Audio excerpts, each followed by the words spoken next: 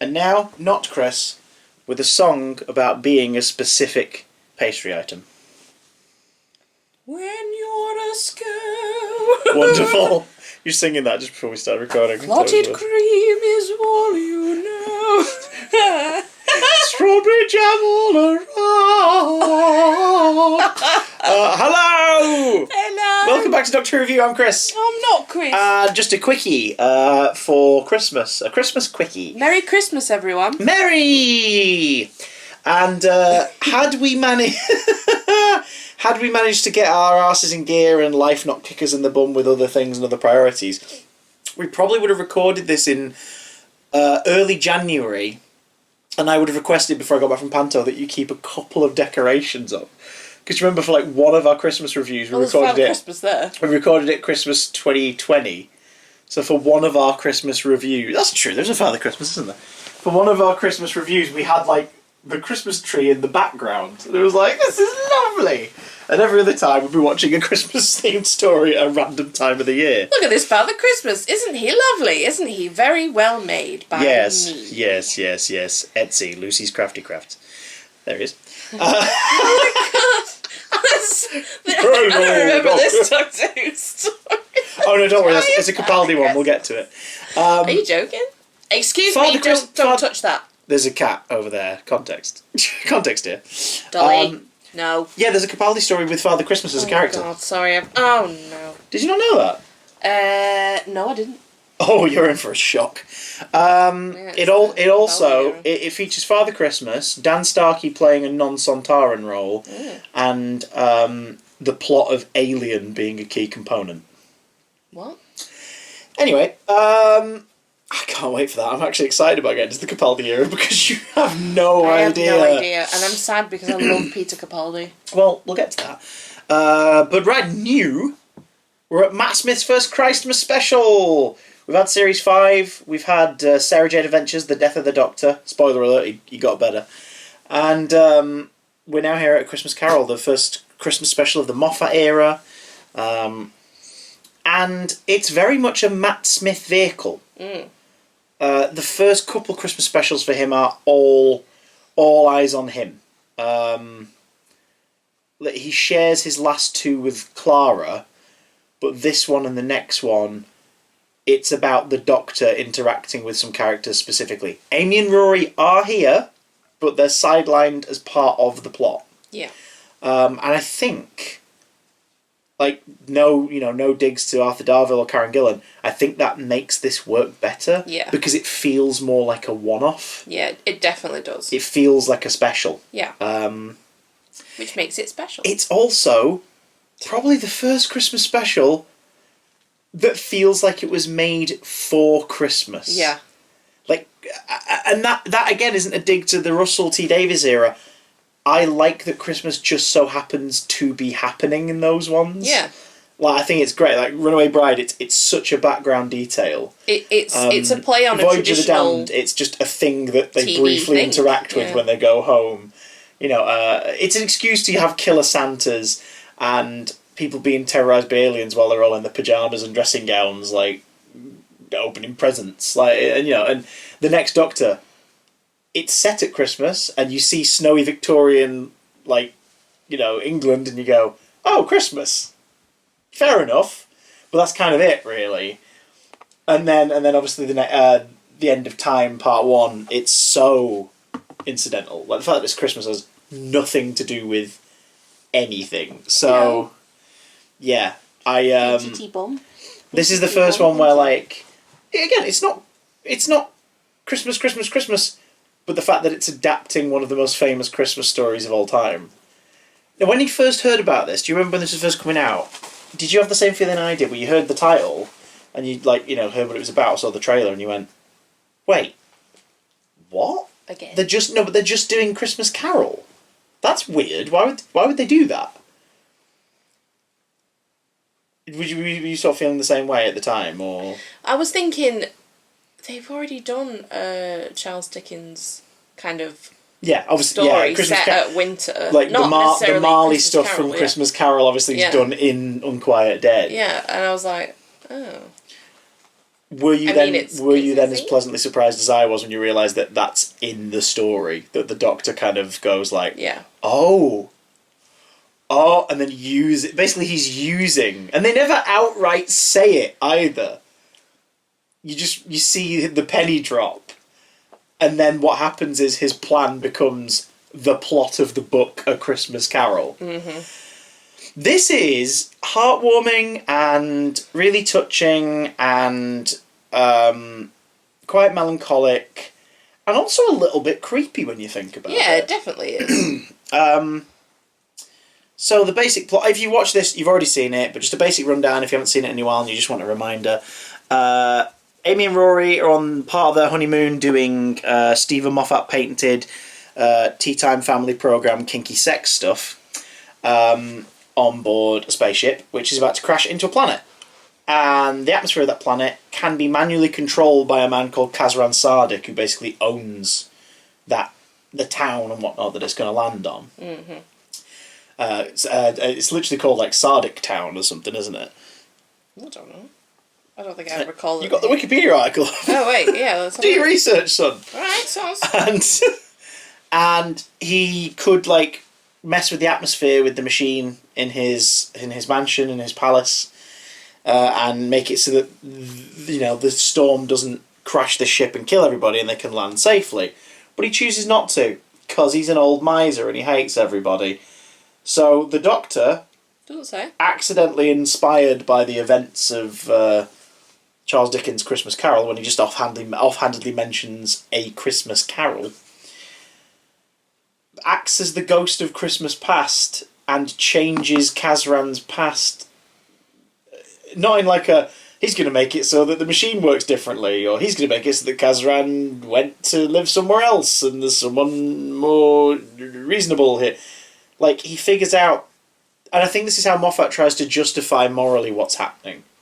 He figures out the horrid stuff, the horrid things that shoved Kazran in the direction that he clearly went in, to turn him into this nasty, careless of a person who doesn't care about human life and others. Mm. He pinpoints like the pressures of the business and like his father abusing him when he was younger. He figures that out and then goes back and turns it into a happier circumstance, specifically on Christmas Eve every year. Yeah. And that just sort of happens like that. That's not his plan at first, but then it just kind of becomes his plan.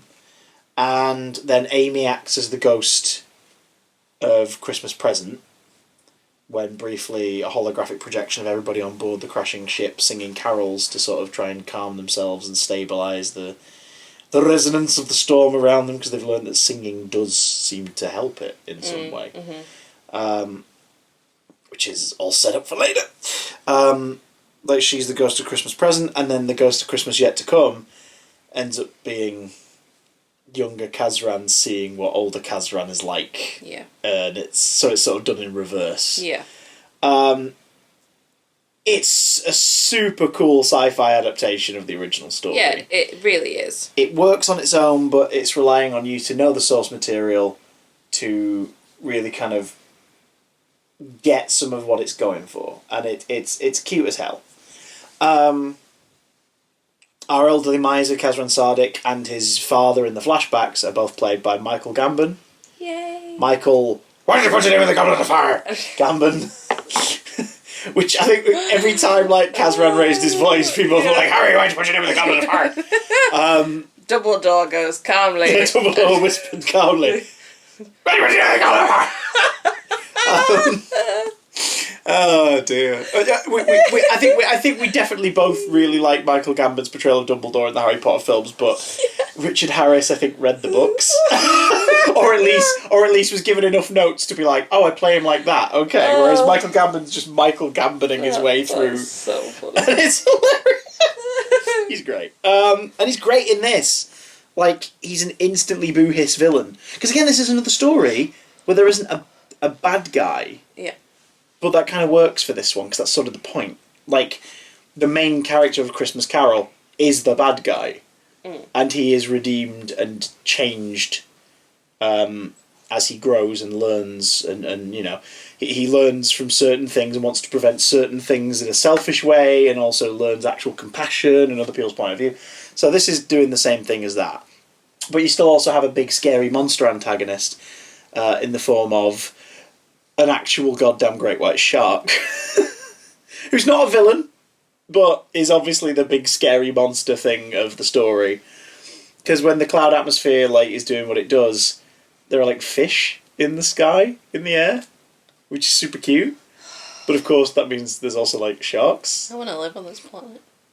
Really? Yeah. Okay. Yes, I do. Yep, I do. I'll tell you now. Who's Katherine Jenkins play? What's the name of the character?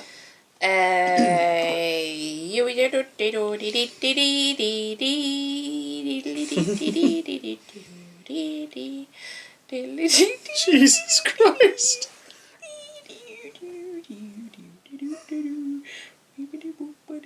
You can scroll to the top of the page and it'll say next to her name, Abigail. Oh my God. Wonderful. I just thought everyone would to hear my little pootling along music. Your pootling tune. Your pootling tune. What was the question? Opera singer Katherine Jenkins plays Abigail. Because we learn that there are people who, essentially in exchange, instead of having a credit rating on this planet, so that you have a good credit and whatnot, so that you take a loan out and then you pay back obviously with interest. In this, it's sort of you have to pay back because we're going to repossess a member of your family and put them on ice. It's a bit like when you book a hotel or the deposit you put down is... They take an asset Yeah. to kind of make sure that you do pay. And to help her sister and her family, Abigail put herself on ice for a loan to help the family out back when Kazran was but a child. Butterchild. The Butterchild. Butters. And we learned that the reason she did it wasn't just to help them, but because she felt that... because they didn't want her to do it, but in exchange it meant that she would be frozen because she was ill with something that they didn't have a cure for yet.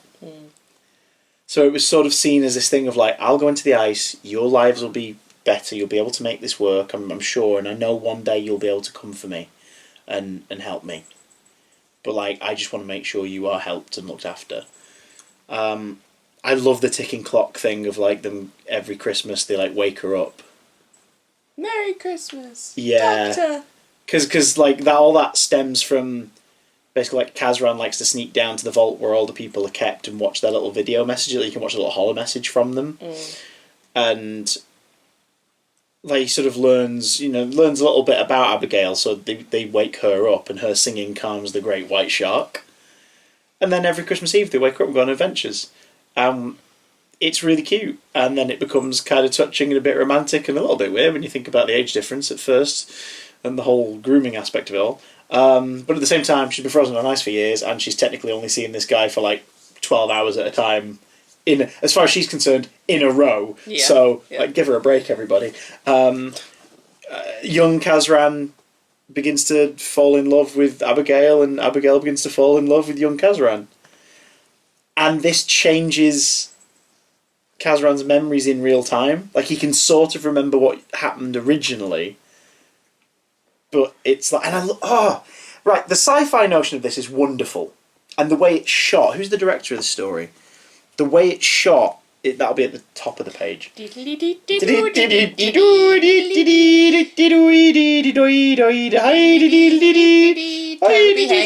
Toby Haynes. Toby Haynes does a marvellous job with this. Because the sci-fi idea of someone's past being changed in real time for them, for us narratively and for them in the present, is something you don't really see often, and usually when you do it's used to more of a horror effect. Or it's something changes and then you go back to the present and everything's different. Is it like Looper?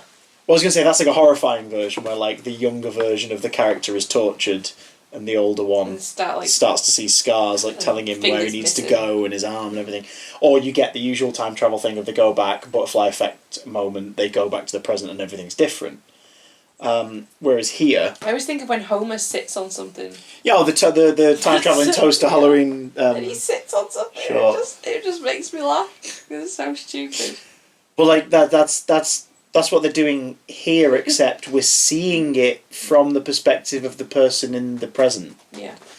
And in this case, it's Kazran's... Just little things, like the slow reveal of him having gone from a small cravat to having a bow tie on. Because the doctor tells him. Or the portrait of his father in the background that's always sort of like slightly lit, but the chair's facing away from it. Eventually changing to and there's a curtain. Eventually changing to there being no sort of covering in that area, more lights, the chair favouring it a little more, and it being a portrait of Abigail. Just all these little things. The transitionary shot where he's got half the sonic screwdriver in the drawer, young Kazran, like, defiantly when he's sort of fighting against, like, you know, obviously the twist of the story. He puts it in the cabinet. The locked off shot of the top of the table fades to it being covered in a bit of dust and it being, obviously, present day. And then old Kazran's hand opens the drawer and it's full of cobwebs. Nothing's been touched in there for years, including the sonic screwdriver. And he lifts it up and it's now Michael Gambon. And you're like, that's one shot. How the hell did they do... Like, that must have been locked it off and then set dressed it. In the edit, faded from the earlier look to the newer look, but everything's still in the same position. The drawer must have been, like, detachable under the table so that they could take it out and replace it with, like, the cobwebby covered version or whatever. Like, it's cat number 2! Oh my god. 2 successive reviews with cat cameos. Jesus. But, like... And then obviously Gambon opening the drawer, and it's just like... My god, but my favourite shot in this whole story is when Kazran's got the home video, the YouTube vlog style video diary of himself is being projected on the wall. The doctor walks through it, because obviously it's on the wall, so he opens the door in the room that it's being projected onto, and we see the TARDIS in the little sliver of the door that's open in the hallway. Yeah. He goes into it, you hear it wheezing, doing its thing, and then see it simultaneously materialising in the projected video footage. Yeah. And then he steps out. That whole sequence is lovely because it's the beginning of Kazran's memories beginning to change. No. But no. God. But the fact that one locked off shot tells so much, and it's just you're essentially seeing it. You're seeing it from. You can just see a sliver of the TARDIS. We are not using this table again. You can see it from... You're seeing it from Kazran's point of view. This is ridiculous. Juggle the animals. Oh my god. But you're seeing it from... Come on, the battery's going to run out. Sorry. Battery's going to run out. We're seeing it from Kazran's point of view. And it's so wonderfully done. And Gambon plays it wonderfully. I love that it doesn't change him immediately. Yeah. Like, this positive impact on his life still makes him cold. Because the twist of the story, of course, eventually is they realise that Abigail, the clock on her freezer, isn't like a clock of how many days she's got left as an asset or whatever. Yeah. It's a life support thing. It's how long she's got left to live in days. Yeah. So the reason why Kazran suddenly's like, no, actually, I've grown up a bit now, Doctor. It's all a bit silly, this, isn't it? 1 year, and the Doctor's genuinely quite hurt. He's obviously enjoying having these like yearly get-togethers, or as far as the Doctor's concerned, like they're all happening in a row. Yeah. But for Kazran, like, it's every year. The reason he's done it is because Abigail has trusts him and has the confidence to tell him that she's going to die. Like, she has like a day left now. So he becomes cold for a different reason. Yeah. It's not because of his upbringing, it's because he met the love of his life. He could see her any time he wants, but to do so would condemn her to death. And she wants to see him, but she knows that she knows that it would be too cruel to say to him, to do that means you kill me. Yeah. By having me be woken up and like she's probably said, like, wake me up one more time and it'll be incredible. We'll have a wonderful day together. And he's gone, I can't do it. And I love when she's thawed in present day. She's like, you waited too long. And she's just sort of cupping his face. And the way Katherine Jenkins plays it, she's looking at the same man that the younger performer who played him before. It's such a wonderful moment. Favourite stuff you like, stuff you didn't like. Go. I love the music. I love the sets and the special effects. I thought it looks like a futuristic Victorian little steampunky. Yeah, exactly. Like the tech isn't too. Like it's sci-fi futuristicness is all descriptive. Yeah. So like, this controls the storm. Oh, it's isomorphic control. A nice little nod to Tom Baker's era and the idea that it's all bullshit. Yeah. And then it turns out that no, this is real. This actually is isomorphic, and it's tuned into Kazran's dad's DNA and then Kazran's DNA. Then after he changes, his DNA has changed just enough, like probably on a mental level, like a brainwave level, that the machine doesn't recognise him anymore. Yeah. But also... Which would have happened if the Doctor's original plan was successful. And then it would have been like, oh, bollocks. Like, it still doesn't work. Yeah. If you think about it, the Doctor's like, Merry Christmas, and people are like, what's that? What do you mean? And then... Because they're, like, still celebrating it. No, they... Because do you remember at the beginning, the narration, Michael Gambon talks about how they used to celebrate Christmas... Yeah, so he's probably wheedled it away over time, hasn't he? Yeah, but then because the Doctor has changed him, Christmas is a thing. Yeah. Because Abigail's family is celebrating Christmas. Yeah. And it's like, oh, that's so subtle. But it's kind of that thing of Christmas shows up, Christmas brings everyone together. And I really like that. I thought that was really subtle and really cute. Is this your card? No. That's so cute. Oh, shut up. Again, I like that it's just Matt Smith. Yeah, he not that. But like it's like The Lodger, Sarah Jane Adventures, Death of the Doctor, and this kind of prove that this guy's going to be fine. Like, if his supporting cast decide to move on, he's going to be fine. Yeah. I kind of want to see what it would have been like if it had just been him going off on. Careful what you wish for. Why? Because next series we get a couple stories that's just him, but we also get the next Christmas special, which I think is the worst Christmas special of all of them. Oh, I don't think I've seen that one. So that'll be interesting. It'll be the first time I've rewatched it. One? Doctor the Wood and the Wardrobe. It'll be the first time I've watched it since broadcast. Yeah, I didn't see that one. I watched it that year. You told me not to watch it. I was like, okay. Yeah, I watched it that year with Toby, Bruce, my stepdad, and our late sister. Natalie, it was when Natalie and Andy came to stay at, in Manchester for that Christmas. Yeah. Watched it. Like, me, Bruce is my stepdad, Toby's my brother. Like, we'd all collectively just sort of looked at each other after and went, that was shit, wasn't it? I was like, oh God. Which is a shame, because the year before we had this, which I think is tied as my favourite Christmas special. Yeah, it's my favourite Christmas special. Like, I've always loved the Christmas Invasion because it's just a great piece of TV. I don't know.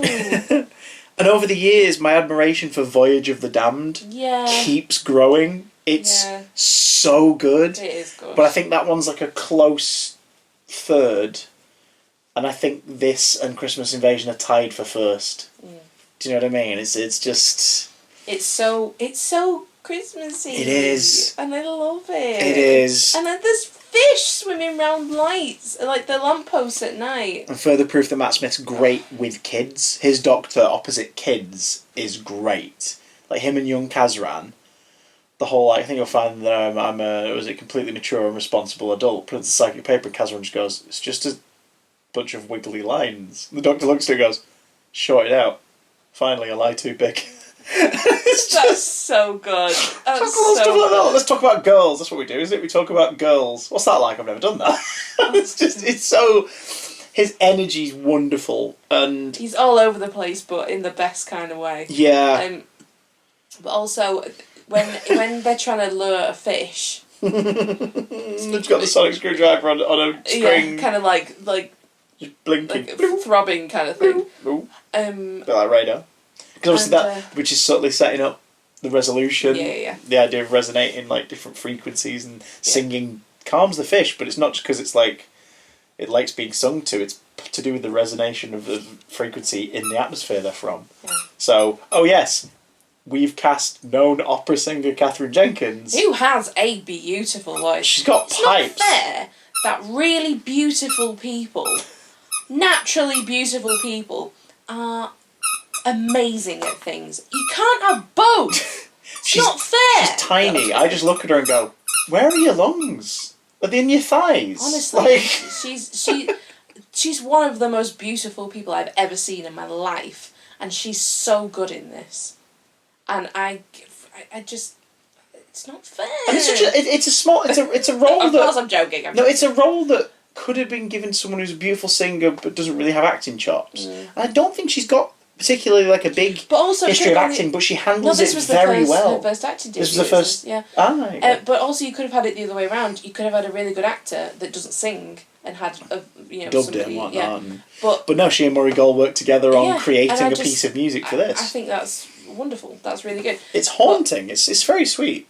I like this. You don't like the song, but I do. I know I like the song. I think the lyrics are a little like. It's beautiful in this in context, and it's a beautiful piece to listen to. But like, we'll get to this when we talk about the 50th anniversary and stuff, because we've already talked about the proms a bit. We've touched on it, but we'll talk about it more when we get to the 50th anniversary. When Murray Gold writes songs without like Neil Hannon, for example, helping on the lyrics with like "Song for 10," "Love Don't Roam," "Love Don't Roam." Yeah, like Neil Hannon co-wrote that and "Song for 10." And I woke up today, which is weird because he doesn't sing either of them in the show, but he sings them on the albums. Anyway, he does. No, he doesn't sing them in the. Don't sing them in the episodes.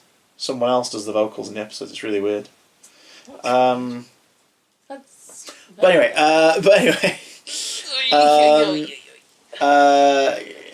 Murray Gold, when he writes the orchestral stuff later, Murray Gold is many things, a lot of them wonderful as a creative. His lyrics for like Happy Birthday, Doctor Who and all that stuff later on is just like, oh, this is... And you can kind of, having heard that later stuff, I can hear that in this a bit now. Like, there's some wonderful imagery in here, like, caught in the light of your dark shadow, your bright shadow and things like that. It's just like, oh, that's a interesting lyric. But then there's other lyrics you go, what does that even mean? You were saying about the blinky light and the fish. Yes. Fish, blinky light. The jump scare with the shark. Which actually is really well done. It is well done. Poor fish gets... What was I going to say? Sonic screwdriver. I just love it. It's them hiding in the cupboard with just the thing on a string so they can feel it being tugged on. I love fish, and I love the way that they just like bob at something and then just go straight back. Mm. I don't know what that's called, but yeah, I just think that's the animation's pretty. Yeah, and Doctor gets married to Marilyn Monroe. A little fish. Marilyn, get your coat. Like continuing this joke that the most sort of clumsy, cumbersome Doctor, who in his first series, like, his companion essentially very aggressively, like, comes onto him and starts, like, physically, propelling herself onto him. He's really awkward and fumbly. Mm. He's also the first Doctor we've seen, like, flirting with River Song, or at least, like, being on the receiving end of it, because we now sort of understand the relationship a bit more from our perspective as viewers. And it's like, he's the clumsiest, daftest little puppy geography teacher, supply teacher vibing guy ever. And yet, it's like, seems to have a way with, like, the romantic partners. Like, yeah, it's okay. That sort of recurring gag continues here where he's accidentally got engaged to Marilyn Monroe, and then we find out later that, yeah, the marriage did happen. That was never a real chapel. So, like, it's a fun joke at this point. It still works as a fun joke at this point. Yeah. God, what else? Him falling down the chimney.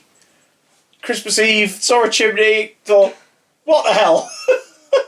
And the fact that he knows the kid's like, you Father Christmas? He's like, no, but he's like, shows him a photograph and it's like him. No. It's like him, Father Christmas and Frank Sinatra. No, because that's when he says, like, Father Christmas, and the kid's like, who?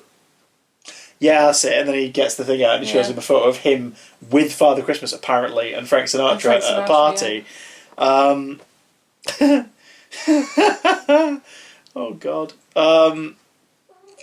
The fact that several times characters like say to Amy and Rory, like, why are you dressed like that? And they're just like, so the storm, just moving on as quickly as possible. The kinkiest role play in the world, everybody. The police officer and the Roman centurion. That classic. I know the idea is it's meant to just be like a cheeky nod and a wink to the series you've just watched and these characters' history. Yeah. But it's also like, it's Christmas Day, Stephen. The kids are watching this. Come on. Calm down, just a little bit. And then he said something that I would have regretted. Oh, God. Another ditty. Alan Mackie. What else? Oh, and your favourite bit of the episode, if I may make a prediction. Okay. Was as it's wrapping up and it's snowing, everything's wonderful, and Amy and Rory come to see the Doctor to get back in the TARDIS and set off, because this has been abysmal. And he's putting the finishing touches on a snowman. Yeah. And was it Amy says something like... they must really love snowmen. They must really love snowmen here. I've seen 20 on the... They must love snowmen on this planet. I've seen 20 on the walk here. And he says... Like, thanks, it took me ages. Thanks, I've been busy. Yeah, I've been busy, that was it. It's just like... Oh, I completely forgot about that. And it was so adorable. It was so funny. It's just a flyaway line. There's just nobody. They didn't talk about it. They didn't reference it at all. Well, the Doctor's been waiting for them and building loads of snowmen around town. Just so cute. Oh, I loved it. It was so nice, and it made me. The ending's still quite sad, but like you get it. Yeah. Like Abigail she saves the day. It basically melts Kazran's cold heart once and for all, and she has like less than a day to live. So they like relive the horse and cart ride with the Great White that they had the first time they met. And it's like it's beautifully bittersweet, the ending. Yeah. It's very, very sweet. And again, just like you buy it. Have you got the cast list there, like the various Kazrans? Because there's Kazran Sardik, not his dad, because obviously that's Michael Gambon playing the dad. But like, who plays our three Kazrans? Lawrence Belcher. Yeah, is young Kazran. Yeah. Danny Horn is adult Kazran. Well, teenage Kazran, but yeah. I mean, it's adult Kazran, but it's like, no, you're a teenager, mate. Unless they skipped a few Christmas Eves. Yeah. They all do a great job. Those two and Gambon do a brilliant job, and you believe that Katherine Jenkins is spending time with the same person. I really like this. I know it's not everyone's cup of tea. This one's sort of got a bit of a it's all right reputation. I really enjoy it. What about you lot? Let us know down in the comments, where does A Christmas Carol sit for you on the old Doctor Who Christmas specials list? Are you making any early predictions as to what this lady's reaction's going to be to the next Christmas special? We got a long way to go till that. It's one of your favourite comedians is in it, and they waste them. Really? They waste them completely. They waste them. Who's in it? Am I going to be mad? You're going to be mad that they waste them. Oh, who's in it? You're going to be happy to see them, but you're going to be mad that they waste them. Who's in it? Who is it? Attention. Bill Bailey? Bill Bailey's in it, and he's wasted. Does he play music in it? No. Well, what's the... Exactly! We'll be back soon with the beginning of the new schedule for this show, which is a little complicated. Thanks, Stephen, because we have prequels, DVD exclusive shorts, more tie-in things with like Blue Peter and Tonight's the Night and all this stuff that we have to cover. But we're starting off very simply with 4 straightforward videos for Doctor Who Series 6. Hey Lucy, do you ever regret starting this? Do you really? No. Well, sometimes. Occasionally. When you're a skirt, silence is all. Silence!